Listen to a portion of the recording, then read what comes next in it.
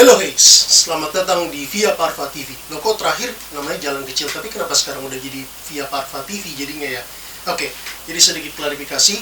Kami tim Via Parva TV sejak dari akhir Januari kemudian sampai pertengahan Maret ini sempat sibuk karena ada beberapa proyek tim yang melibatkan kami, yaitu saya dan saya sendiri.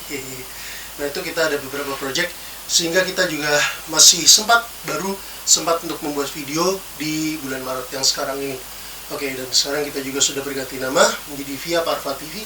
Kenapa begitu? Karena kita sedang berusaha untuk merebranding menjadi lebih profesional, supaya nama kita menjadi lebih keren gitu ya.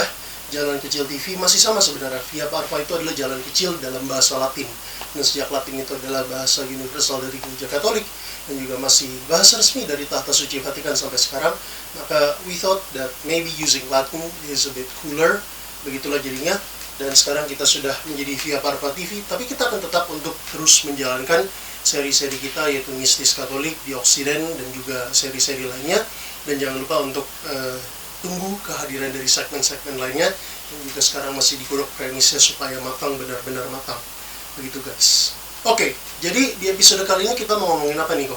Kita akan ngomongin pada hari ini adalah topik yang mungkin sudah banyak kalian tahu dan mungkin juga banyak yang pengen nih dengar topik ini. Sesudah kemarin kita melihat ada episode angelologi yang lumayan booming ya guys. Nah sekarang kita akan membahas mengenai antitesisnya, yaitu demonologi. Spoiler sedikit, angelologi itu adalah terminologi untuk sebuah cabang dari teologi Katolik yang membahas tentang malaikat-malaikat. Nah kemarin kita tuh udah membahas mengenai malaikat, dan specifically satu kelas malaikat, yaitu malaikat agung. Yang kita tahu ada 3 namanya yang paling terkenal, itu Santo Mikael, Santo Rafael, dan juga Santo Gabriel. Sementara di episode kali ini kita akan bahas mengenai demonologi, yaitu teologi Katolik, cabang teologi Katolik khusus yang membahas mengenai pes. Jadi mungkin kita akan mulai dari hal yang kalian sudah pada familiar dulu. Kita sudah pada familiar. Mungkin kalau kita yang pencinta film horor, kita sering melihat makhluk-makhluk di layar kita, seperti ada pocong, kuntilanak, genderuwo, nenek lampir, wewe gombel, dan segala macamnya gitu. Nah, itu tuh masuk dalam sebuah cabang atau sebuah terminologi, sebuah istilah yang banyak orang Indonesia sebut sebagai setan. Itu setan atau hantu, begitulah ya. Karena dua ini sebenarnya memang kalau dalam namanya istilahnya itu atau akar katanya itu, etimologinya itu, memang sebenarnya setan dan hantu itu punya perbedaan. Tetapi dalam percakapan kita modern, setan dan hantu itu masih seperti menjadi kayak sinonim atau misalnya persamaan kata satu sama lain gitu. Nah, tapi kemudian pertanyaan adalah, apakah memang mereka setan-setan ini yang walaupun sebenarnya kita masih belum memiliki bukti yang benar-benar konkret mengenai apakah benar-benar pocong itu ada, atau genderuwo itu ada, atau hanya hearsay, atau seperti kata orang cuma grandma lore doang gitu. Apakah mereka benar-benar ada? Tapi setan itu, seperti yang kita ketahui itu, buat orang-orang Indonesia yang kita udah sering nonton film horor, kemudian juga sinetron religi/horor, setan itu adalah sebuah entitas yang sangat nyata sekali gitu. Tapi kalau kita pengen tahu lebih dalam mengenai dari teologi Katolik, setan itu asalnya dari mana sih? Bagaimana demonologi Katolik itu menjelaskan mengenai asal-usul, sifat, dan juga pekerjaan dari entitas yang disebut sebagai setan ini. Nah, seperti biasa, selamat datang di serial Mistis Katolik, segmen dari Via Parva TV, di mana kita akan membahas mengenai ajaran Gereja Katolik, terutama dari sisi lelembutnya. Seperti yang kita ketahui bahwa dalam Gereja Katolik, yang material yaitu fisik, dan rohani, spiritual itu sangat berhubungan satu sama lain. Nah, kita ini bukan teologan, kita bukan imam, kita bukan uskup, kita bukan pakar Katolik yang profesional bagaimanapun, tapi kita hanyalah umat awam yang memiliki keinginan untuk bergabung dalam usaha pewartaan gereja masa kini dengan media baru masa kini gitu. Nah, tapi kalau misalnya terjadi ketidaksepahaman antara ajaran gereja Katolik dan juga beberapa poin dalam video-video kita, kami akan sangat merendahkan diri untuk menyerahkan diri kami kepada kepatuhan atas kekuatan magisterium gereja yang dipegang oleh para imam, uskup, dan bahkan Bapak Paus sebagai kepala gereja universal yang kelihatan. With that in mind, let's go, kita lanjut ke demonologi.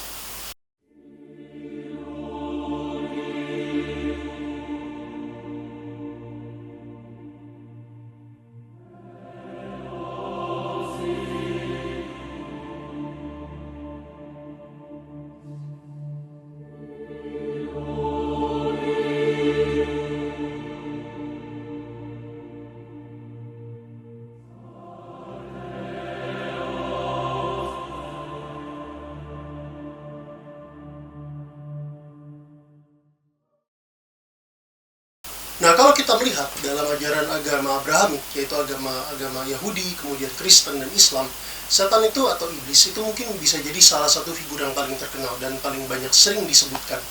Dia itu disebut sebagai bapak segala dusta, mecah, terus habis itu ular naga tua, dan hampir semua sebutan lainnya yang semuanya berkonotasi negatif, nggak ada yang positif lah pokoknya gitu. Nah, kalau misalnya setan ini sendiri, itu dalam pandangan umum kita itu sering dianggap sebagai lawan dari Tuhan, yaitu kerajaan setan itu dianggap sebagai lawan dari kerajaan surga, kerajaan Allah gitu. Kalau kita lihat dari akar katanya, setan itu berasal dari bahasa Arab, yaitu syaitan, yang sendirinya diturunkan dari bahasa Ibrani, yang artinya adalah penuduh atau musuh gitu. Terus ada juga nama lain dari setan dalam bahasa Indonesia, yang biasa ini merujuk pada entitas khusus, yaitu satu jenis setan khusus, or the head of the devils, kepala segala setan yang disebut sebagai iblis. Nah, iblis ini sendiri juga berasal dari kata bahasa Arab, yaitu iblis, yang artinya adalah putus asa. Konon katanya, karena keputusasaan dari si iblis ini karena dia berperang dan berada di luar persekutuan dengan Tuhan gitu. Nah, iblis ini sendiri menurut beberapa sumber itu diturunkan katanya dari bahasa Yunani, yaitu diabolos, yang juga memiliki arti fitnah atau memfitnah, yang juga memiliki arti yang dekat dengan tadi penuduh atau musuh itu.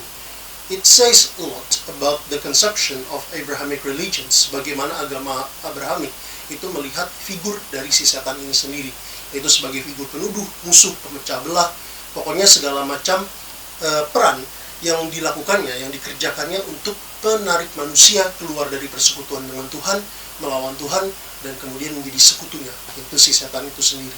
Nah, sehingga implikasinya adalah bahwa ketika kita melihat figur si setan atau si iblis ini, kita berhadapan pada figur yang menurut agama Kristen, agama Katolik, itu harus dilawan daripada harus ditoleransi. Si setan itu adalah musuh kita. Seperti kalau kita dengar di sebuah lagu Bina Iman anak-anak zaman kita kecil dulu, iblis itu musuh kita, dia lari seperti singa, kemudian Yesus juru selamat kita. Berarti di sini ada dikotomi, ada dua dikotomi antara Tuhan dan juga ada si setan, antara baik dan juga jahat. Yang baik harus kita pegang, yang jahat harus kita lawan. Namun sepertinya hal ini itu sangat bertentangan atau berseberangan dengan ajaran Katolik yang menyatakan bahwa Tuhan itu adalah pencipta dari semuanya.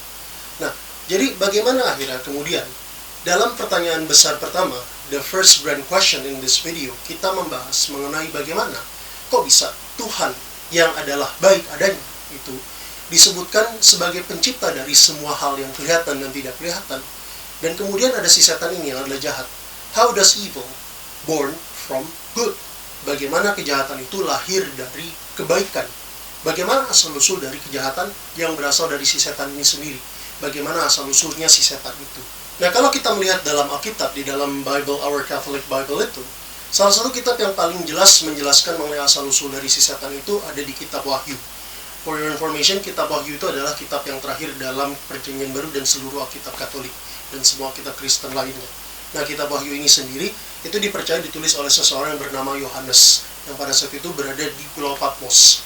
Kalau menurut tradisi gereja Katolik sendiri, Yohanes ini adalah tak lain tak bukan adalah Rasul Yohanes sendiri, salah satu dari Rasul Tuhan Yesus, dan merupakan satu-satunya Rasul yang meninggal bukan karena dibunuh atau menjadi martir, tetapi dia meninggal secara alami. Rasul Yohanes memang sempat mengalami beberapa kali percobaan untuk dibunuh, entah digoreng, kemudian dilemparkan ke singa dan segala macamnya, tetapi semuanya gagal. Dan kemudian akhirnya pemerintah Romawi yang sudah give up lah berhadapan dengan satu rasul yang tidak bisa diapa-apain ini, akhirnya kemudian Rasul Yohanes itu dibuang ke sebuah pulau yang disebut sebagai Pulau Patmos. Dan di Pulau Patmos inilah dia menerima penglihatan, wahyu, revelation dari Tuhan Yesus mengenai segala hal yang bersifat apokaliptik, eskatologis, yaitu akhir dunia, dan specifically tentang kedatangan Tuhan Yesus yang kedua kalinya. Nah, untuk asal-usul si setan ini sendiri kita bisa melihat terutama di kitab Wahyu 12 ayat 3-4 dan kemudian 7-9. Di sini dituliskan, maka tampaklah suatu tanda yang lain di langit. Dan lihatlah, seekor naga merah padam yang besar, berkepala 7 dan bertanduk 10, dan di atas kepalanya ada 7 mahkota. Dan ekornya menyeret sepertiga dari bintang-bintang di langit dan melemparkannya ke atas bumi. Dan naga itu berdiri di hadapan perempuan yang hendak melahirkan itu untuk menelan anaknya. Segera sesudah perempuan itu melahirkannya. Kemudian 7-9, maka timbullah peperangan di sorga. Mikael dan malaikat-malaikatnya berperang melawan naga itu. Dan naga itu dibantu oleh malaikat-malaikatnya. Tetapi mereka tidak dapat bertahan, mereka tidak mendapat tempat lagi di sorga. Dan naga besar itu si ular tua yang disebut iblis atau setan, yang menyesatkan seluruh dunia, dilemparkan ke bawah. Ia dilemparkan ke bumi bersama-sama dengan malaikat-malaikatnya. Nah, kalau interpretasi tradisional dari para teolog dan ahli kitab suci, terutama yang Katolik, menyatakan bahwa bagian kitab Wahyu ini menceritakan tentang kejatuhan si setan atau iblis sendiri. Sebetulnya ini adalah bagian dari sebuah cerita yang besar kalau kita baca lebih jauhnya lagi dari kitab Wahyu 12 ayat 1-2. Di situ menyebutkan ada penampakan seorang perempuan yang berselubungkan matahari dengan bulan di bawah kakinya dan mahkota dengan 12 bintang di atas kepalanya dan hendak melahirkan seorang anak. Nah, interpretasi tradisional dari para ahli kitab suci dan teolog Katolik menyatakan bahwa ini adalah gambaran dari Bunda Maria yang hendak melahirkan Tuhan Yesus. Sementara si naga merah padam itu adalah si setan sendiri yang dia memang merupakan lawan dari Tuhan dan rencana keselamatannya lewat kelahiran dan juga wafat dan sengsara Tuhan kita Yesus Kristus. Nah, kalau dalam Katekismus Gereja Katolik 391 dituliskan bahwa di balik keputusan nenek moyang kita untuk membanggang terdengar satu suara penggoda yang bertentangan dengan Allah berdasarkan Kejadian 3 ayat 1-5 yang memasukkan mereka ke dalam maut karena iri hati berdasarkan kebijaksanaan Salomo 2 ayat 24. Kitab suci dan tradisi melihat dalam wujud ini seorang malaikat yang jatuh yang dinamakan setan atau iblis berdasarkan Yohanes 8 ayat 44, Wahyu 12 ayat 9. Gereja mengajar bahwa ia pada mulanya adalah malaikat baik yang diciptakan Allah. Setan dan roh-roh jahat lain menurut kodrat memang diciptakan baik oleh Allah, tapi mereka menjadi jahat karena kesalahan sendiri. Kalau kita membaca dari Katekismus Gereja Katolik yang tadi itu, kata kuncinya terletak pada kata terakhir, yaitu kesalahan sendiri. Singkat kata di sini mengatakan bahwa setan atau iblis itu memang pada awal diciptakan sebagai malaikat yang baik. Sejak Tuhan sebagai kebaikan sendiri itu tidak bisa menciptakan kejahatan. Hal ini tidak berarti bahwa Tuhan itu bukan omnipoten atau tidak bisa melakukan semuanya atau bukan maha kuasa. Tetapi Tuhan maha kuasanya itu tidak bisa menciptakan sesuatu yang tidak ada di dalam dirinya, yaitu adalah kebaikan itu sendiri. Nah, kemudian kalau kita lihat di sini, maka si setan atau iblis yang pertama diciptakan sebagai malaikat baik itu kemudian memberontak atas pilihannya sendiri. Malaikat sebagaimana manusia juga memiliki yang disebut sebagai kehendak bebas. Dan ini adalah sesuatu yang diberikan oleh Tuhan kepada semua makhluk ciptaannya, terutama kepada malaikat dan manusia sebagai makhluk yang punya akal budi, karena kita ini adalah makhluk rohani.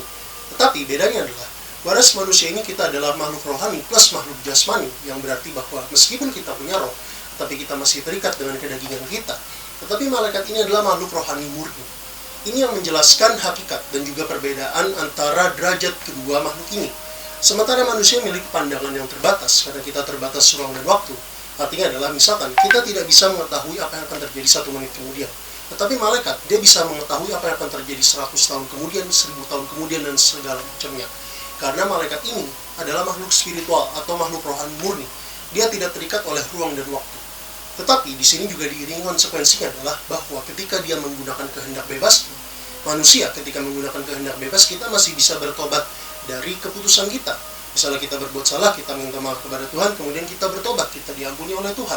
Beres. Tetapi kalau malaikat, karena dia sudah memiliki pengetahuan yang jauh ke depan, selama-lamanya, maka dia memiliki konsekuensi yang tidak terbatas. Artinya adalah konsekuensinya bersifat final dan juga tetap. Segala kehendak, keputusan yang diambilkan, itu tidak bisa dirubah lagi. Semuanya bersifat final, semuanya bersifat tetap, dan tidak bisa dirubah lagi. Dan oleh karena itu, dalam konsekuensi tetap tersebut, Katekismus Gereja Katolik 392 sampai 393 menyebutkan bahwa kitab suci berbicara mengenai satu dosa para malaikat yang jatuh. Jatuhnya mereka dalam dosa merupakan keputusan bebas roh-roh yang tercipta ini, yang menolak Allah dan kerajaannya secara radikal dan tetap. Kita mendengar satu gema dari pemberontakan ini dalam apa yang setan katakan kepada nenek moyang kita. Kamu akan menjadi seperti Allah. Setan adalah pendosa dari mulanya, bapa segala dusta. Dan kemudian 393, karena sifat tetap keputusan mereka yang tidak dapat ditarik kembali dan bukan karena kekurangan belas kasihan ilahi yang tidak terbatas, maka dosa para malaikat itu tidak dapat diampuni. Bagi mereka tidak ada penyesalan sesudah jatuh, sama seperti bagi manusia sesudah kematian. Jadi jawaban mudahnya adalah setan tidak dapat bertobat. Dan semua rencana keselamatan yang dilakukan oleh Tuhan Yesus tidak mencakup untuk mereka juga, sejak mereka menolaknya. Karena keputusan mereka bersifat tetap, dan mereka juga keputusannya bersifat final. Kenapa begitu? Apakah itu berarti bahwa Tuhan Yesus itu tidak maha kuasa, bahwa dia tidak bisa menyelamatkan semuanya? kita perlu ingat lagi bahwa rencana keselamatan Tuhan ini juga memiliki andil dari manusia. It's a two-way process. Jadi Tuhan itu tidak pernah memaksakan rencana keselamatannya kepada manusia.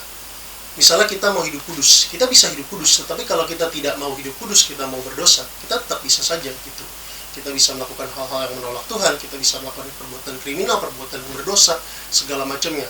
Tuhan itu tidak pernah memaksakan mengenai rencana keselamatan itu kepada manusia. Harus dari kita manusia sebagai makhluk untuk menyerahkan diri kita dengan kehendak bebas kepada rencana keselamatan Tuhan. Sama juga dengan malaikat. Malaikat itu juga bisa memilih untuk melayani Tuhan atau memberontak kepada Tuhan.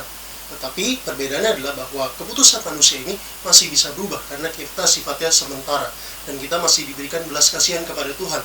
Karena kita ini memiliki pandangan yang terbatas, karena kita masih terikat ruang dan waktu sebagai makhluk jasmani. Tetapi malaikat tidak terikat dengan ruang dan waktu. Sehingga Tuhan tidak memberikan belas kasihan yang sama kepada malaikat untuk bertobat. Sehingga kalau misalnya ada yang bertanya apakah setan bisa bertobat, jawabannya adalah tidak bisa. Tuhan Yesus tidak mati untuk setan, Tuhan Yesus tidak menyelamatkan setan. Setan itu adalah complete opposite, antithesis, sangat berseberangan, bertolak belakang, completely berseberangan dengan Tuhan Allah. Dia adalah kejahatan murni, sementara Tuhan Allah adalah kebaikan murni. Terus kalau kita lihat dalam kitab Wahyu tadi itu, kita juga melihat ada deskripsi dari peperangan yang ada di surga. Itu ketika si setan dan juga sepertiga bintang di langit, yang diartikan sebagai sepertiga malaikat di surga, itu memberontak terhadap Tuhan. Mereka melawan pasukan kerajaan Allah, kerajaan surga, pasukannya Tuhan yang dipimpin oleh malaikat agung Santo Mikael, salah satu malaikat yang terkenal disebutkan namanya dalam Alkitab. Dan kemudian di situ si setan dan juga pasukannya kalah dan mereka dijatuhkan dari surga.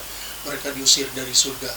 Maka mereka dilemparkan ke bumi dan kemudian mereka menjadi roh-roh jahat seperti yang kita kenal sekarang.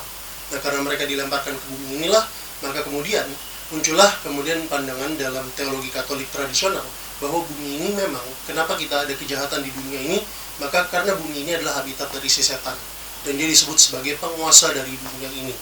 That's why kenapa kita disebutkan bahwa ketika Tuhan Yesus berkata bahwa ada dikotomi antara dunia dan juga antara kerajaan surga. Seperti kalau dikatakan, jika dunia membenci kamu, ingatlah bahwa ia telah membenci aku terlebih dahulu. Sekiranya kamu dari dunia, maka dunia mencintai kamu sebagai milik. Tapi aku telah memilih kamu dari antara dunia.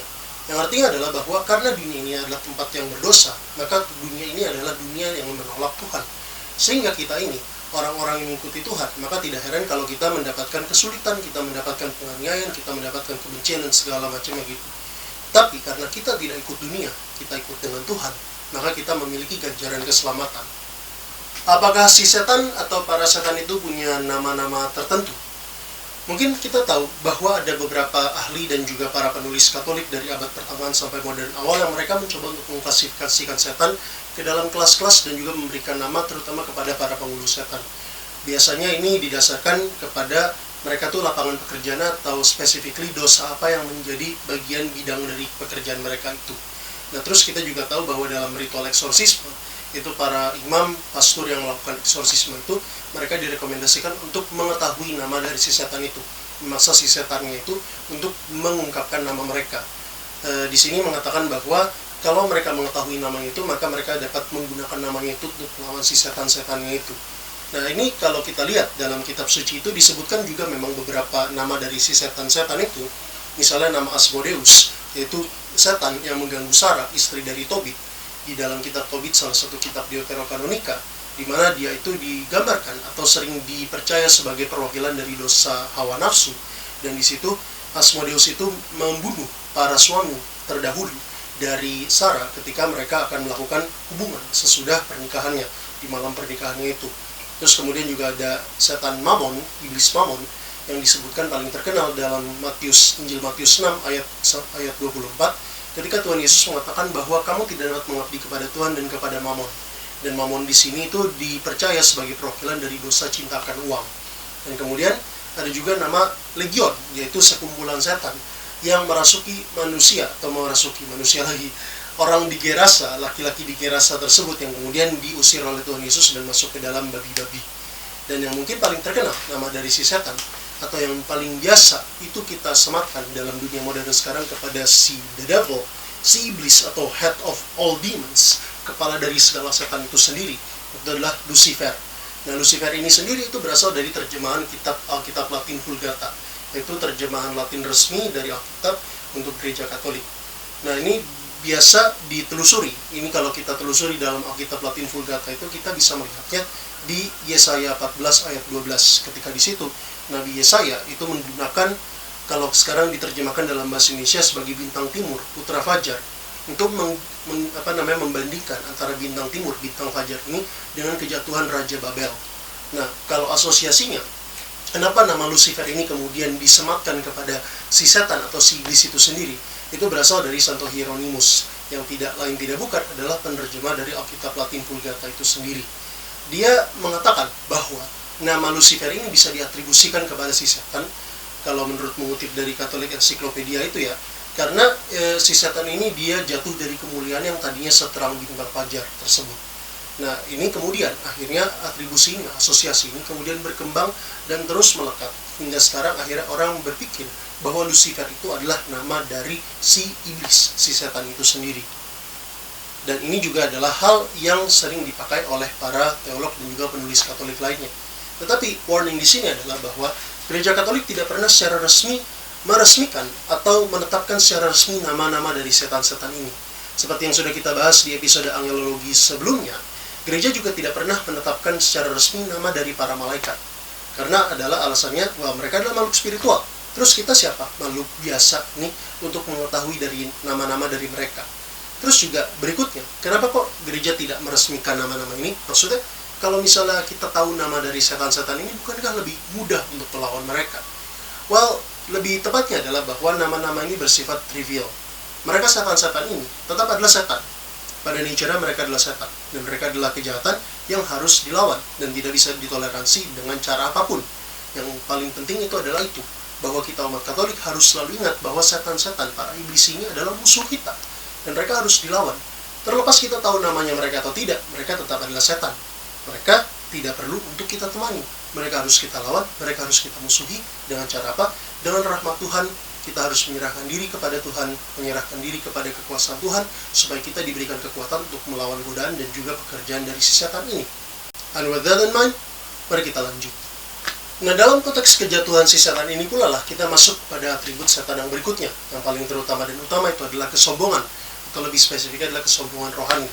Paus Santo Gregorius yang Agung menuliskan bahwa dosa kesombongan itu adalah ratu atau kemudian kepala dari segala dosa. Sementara Santo Agustinus dari Hippo sendiri mengatribusikan bahwa kesombongan, dosa kesombongan ini adalah dosa yang menyebabkan kejatuhan dari si setan itu sendiri. Nah, kalau kita lihat kesombongan seperti yang disebutkan dalam dipercaya, diartikan dalam Gereja Katolik itu dipahami sebagai menilai diri sendiri terlalu tinggi sehingga merasa tidak perlu penyertaan Allah yang menyelamatkan, atau bahkan terlalu berani untuk menganggap diri sudah disuci, diselamatkan tanpa perlu melakukan tobat atas perbuatan lainnya. Nah, Gereja Katolik sendiri itu juga dalam berbagai kesempatan menekankan betapa berbahayanya dan mematikannya dosa kesombongan ini sendiri. To the point bahwa kesombongan ini secara umum sekarang dipandang oleh Gereja Katolik sebagai akar dan kemudian yang paling jahat atau yang paling buruk dari segala dosa itu. Dan dalam bahasa sederhana di Katolik Encyclopedia, kesombongan disebut sebagai cita yang berlebihan akan kelebihan diri sendiri, akan kebisaan diri sendiri. Kalau seseorang secara rohani sombong secara rohani, itu merasa tidak memerlukan Tuhan Allah, dan oleh karena telah secara sepihak memutuskan hubungan dengan Tuhan Allah yang sangat penting bagi keselamatan. Dan kalau kita percaya, dan kalau kita tahu bahwa kita memutuskan hubungan dengan Tuhan Allah itu, ganjarannya pasti adalah masuk ke dalam neraka. So, klarifikasi lagi di sini bahwa neraka itu tidak pernah Tuhan memasukkan orang ke dalam neraka. Orang itu masuk ke dalam neraka itu dalam pilihannya sendiri. Karena dia memilih untuk berbuat dosa, karena manusia ini memiliki kebebasan, kehendak bebas. Kita bisa melakukan hal yang jahat, kita juga bisa melakukan hal yang baik. Tetapi seorang Katolik yang baik, tentu saja dia mengetahui kewajibannya bahwa kehendak bebas ini harus dilakukan, harus digunakannya untuk melakukan sesuatu yang baik, begitu. Sementara orang-orang yang tidak tahu, maka orang-orang yang secara bebas memilih untuk tidak melakukan hal-hal yang baik ini, justru malah melakukan hal-hal yang jahat, maka tentu saja dia berada dalam keadaan berdosa dan ganjaran adalah masuk ke dalam neraka. Maka kita lihat di sini bahwa setan dan dosa, dua konsep ini itu sangat berhubungan erat satu sama lain. Mereka memiliki asosiasi yang kuat satu sama lain.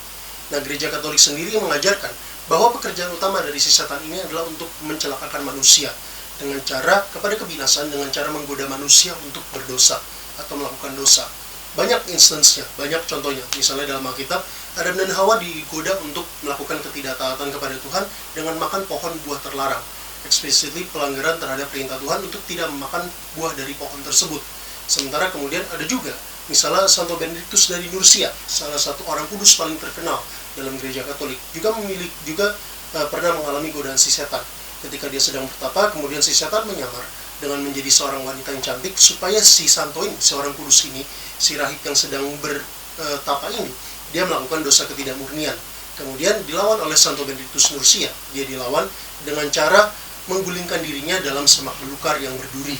Dan kemudian bahkan Tuhan Yesus sendiri juga pernah digoda oleh si setan ketika dia berpuasa 40 hari 40 malam lamanya di padang gurun. Sehingga maka kita melihat di sini bahwa pekerjaan utama dari si setan itu adalah untuk menggoda seseorang untuk melakukan dosa. Nah, godaan itu sendiri menarik atau mencoba seseorang untuk melakukan dosa baik dari luar maupun dari dalam. Dari luar yang kita kelihatan atau bahkan dari dalam hati kita sendiri. Maka kita juga harus waspada terhadap suara hati kita sendiri. Dan juga kita harus mengisi jiwa kita ini supaya tidak bisa diselusupi oleh si setan dengan ajaran-ajaran Tuhan, dengan memperdalam iman kita, dengan berdoa, dengan sakramen, dan segala macam kegiatan rohani lainnya. Godaan tersebut seringkali tampaknya menarik, karena si setan ini, dia adalah makhluk yang suka tidak suka adalah makhluk yang berpengalaman. Dia jauh lebih tua daripada manusia, dia sudah mengetahui segala macam tindak tanduknya manusia, dan terlebih dia karena juga makhluk rohani yang tidak terbatas ruang dan waktu, maka dia tahu segala macam cara untuk menggoda manusia dengan sifat-sifat dan juga ketertarikannya masing-masing. Kalau kita berpikir bahwa godaan itu adalah sesuatu yang menarik, sesuatu yang bagus, sesuatu yang wow buat kita, maka godaan itu memang bisa datang dalam berbagai macam cara. Bisa yang menyeramkan atau bahkan yang tidak menyeramkan. Kalau kita lihat tadi seperti misalnya pocong, kuntilanak, genderuwo, dan segala macamnya, itu adalah salah satu cara dari si setan untuk menggoda manusia dengan menakuti manusia. Nah, sama juga seperti dengan malaikat-malaikat lainnya. Karena setan ini adalah makhluk spiritual, maka dia juga bisa menjelma menjadi apa saja. Jika kalau misalnya kita pernah mendengar, misalnya kayak Bunda Maria gitu ya, menampakkan diri di Meksiko, kemudian memakai pakaian suku Aztec, kemudian menampakkan diri di China, di Tiongkok, dengan memakai pakaian kekaisaran Tiongkok. Maka si setan ini juga sebagai makhluk rohani, dia juga bisa menampakkan diri dengan berbagai macam topeng gitu. Misalnya kalau di Eropa dia menjadi vampir, kemudian dia di Cina kemudian menjadi Jiangxi atau vampir Cina yang biasa kita suka lihat di film-film tersebut. Dia bisa melakukan penyamaran dengan berbagai macam cara. Nah, itu yang menyeramkannya. Tapi yang lebih berbahayanya lagi itu adalah ketika dia melakukan penyamaran, ketika dia melakukan godaan dengan cara yang tidak menyeramkan. Seperti misalnya menggoda manusia, menarik manusia dengan uang, kekayaan, kekuasaan, keterkenalan, dan segala macamnya semua. Memang bahwa kita menjadi kaya, kita menjadi terkenal, kita menjadi berkuasa itu tidak secara inheren itu berdosa. Tidak ada larangan dalam gereja Katolik, tidak ada larangan, Tuhan Yesus sendiri tidak melarang bahwa kita mengumpulkan duit, kita punya jabatan, kita menjadi terkenal, itu tidak ada larangan. Tetapi ketika kita memiliki duit, kita memiliki uang, kita memiliki kekayaan, kekuasaan, keterkenalan tersebut, dan kita gunakan, itu justru malah menjauhkan kita dari Tuhan. Ketika kita menggunakannya bahkan untuk tujuan-tujuan yang tidak sesuai atau berlawanan dengan ajaran Tuhan, maka itulah yang menjadi berdosa. Dan itu adalah cara si setan untuk menggoda kita untuk berdosa. Apabila kenikmatan-kenikmatan tersebut mereka dikejar, melebihi segalanya, bahkan mengesampingkan Tuhan dari kehidupan kita, maka itu yang menjadi berbahaya dan kemudian membawa kita kepada dosa, kepada kehancuran. Mereka semua itu adalah hal-hal yang diciptakan oleh Tuhan juga. Karena Tuhan itu adalah pencipta dari seluruh alam semesta dan isinya. Dan karena mereka diciptakan dari Tuhan, maka tentu saja mereka baik. Mereka tidak secara inheren berdosa. Tapi dosanya terletak adalah pada ketika kita mengejar semuanya itu, membutakan kita, justru malah menjauhkan kita dari Tuhan. Dan itulah yang membuat kita berada dalam keadaan berdosa. Nah, sayangnya nih guys, hal ini justru yang banyak terjadi di dunia masa kini. Dan bahkan yang lebih parah lagi adalah banyak orang yang mulai tidak percaya dengan keberadaan si setan. Tapi kenapa sih kita harus melakukan, kenapa sih kita harus tahu, kita harus percaya bahwa si setan itu adalah entitas yang nyata, makhluk yang nyata, bukan cuma sekedar personifikasi atau bahkan cuma fiksi belaka doang. Kalau kita baca misalnya adalah salah satu artikel jurnal dari Dr. Bernard Doherty, salah seorang teolog dari Australia, yang menuliskan bahwa gereja Katolik tampaknya punya semacam obsesi terhadap figur si setan dan mengatribusikannya pada obsesi masa kini terhadap figur si setan itu sendiri. Jadi dengan kata lain dia mengatakan bahwa kenapa orang zaman sekarang itu terobsesi dengan si setan? Well, tidak lain tidak bukan adalah karena gereja Katolik. It's true. Ini adalah statement yang sebenarnya benar, tapi tidak sepenuhnya benar. Gereja Katolik memang memiliki fokus pada si setan. Tetapi fokusnya ini bukannya untuk menakut-nakuti atau bahkan menjadi semacam obsesi yang kemudian buat orang itu menjadi ada kayak the satanic scare gitu. Justru fokusnya ini tidak lain tidak bukan berasal dari ajaran Tuhan Yesus itu sendiri. Yang mengatakan, yang kemudian selanjutnya dituliskan juga oleh Santo Paulus dalam sebagian besar perjanjian barunya, karena Santo Paulus surat-suratnya mencakup sebagian besar perjanjian baru ya. Di situ menuliskan bahwa gereja ini di sini ingin menyadarkan dari ajaran Tuhan Yesus. Tuhan Yesus itu sendiri juga memiliki rencana keselamatan sebagai tujuan utamanya dia. Dan kenapa gereja mengikuti ajaran Tuhan itu punya fokus terhadap si setan? Karena fokus ini dipakai oleh Tuhan Yesus dan juga oleh gereja zaman sekarang untuk menyadarkan kepada manusia bahwa ada loh yang namanya kejahatan di dunia ini. Jadi segala macam all the talks about Satan, about sin, segala macam tentang setan, iblis, tentang dosa itu tujuannya bukan untuk menakut-nakuti manusia, melainkan untuk menyadarkan kepada kita bahwa kejahatan semacam itu adalah nyata.